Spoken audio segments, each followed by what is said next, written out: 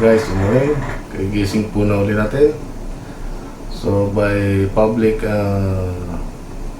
request po, shoutout po sa aking pong tita na nasa Canada. Ito po request niya po yung kanyang sinangag sinangag po, sorry. So without lulutin na po natin. Let's go. So bali po, i-edit muna natin yung kawali. Kailangan ma-edit po siya kasi didikit po yung ngayon kailangan yung apoy niya malakas. So pag ma-edit na po yung yung kawali, ilagay po natin ng mantika. Okay.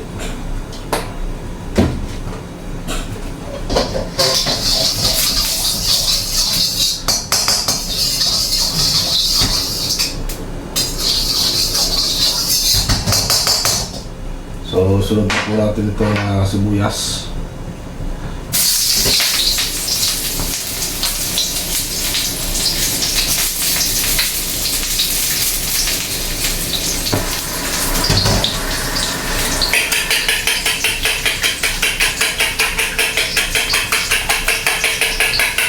So, kailangan po itong itlog. Lagay po natin ito. Kunti lang po.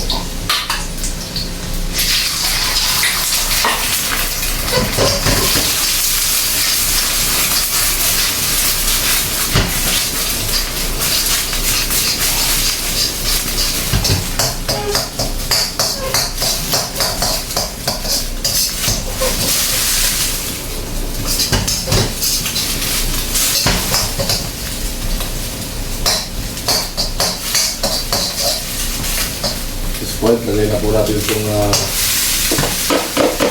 kailangan po itong kanin sa overnight po nasa hindi po pwede na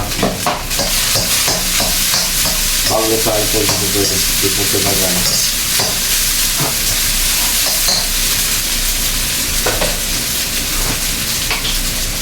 Lagay asin.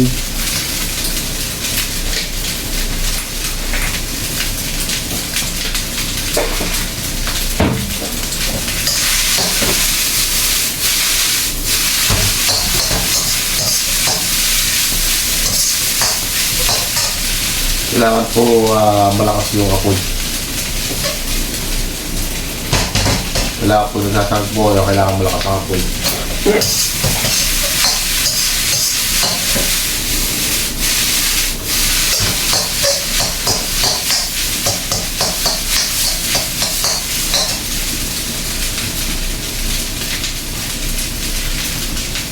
And then, pati pong patak ng toyo para pampakulay po.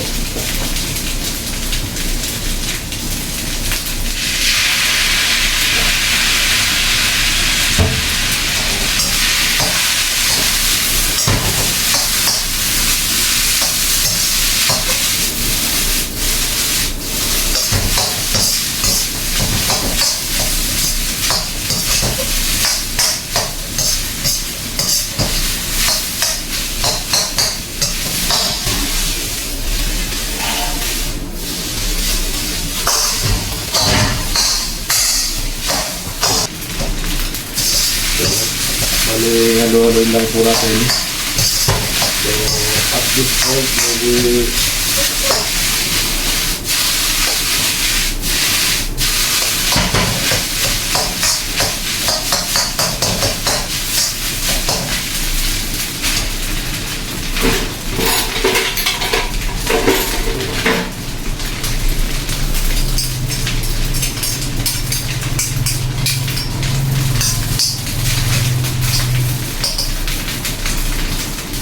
so, lalasa ako na po.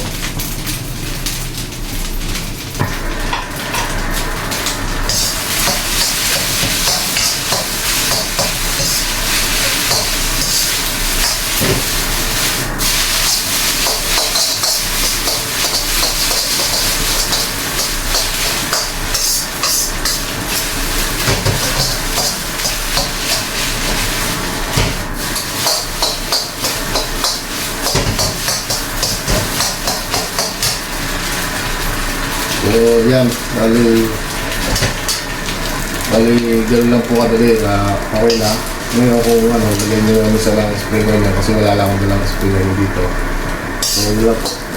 Yun lang po kasimple yung pagluluto. Ano po, lahat nila po tulong po kayo and maraming po salamat sa panonood. Bye-bye!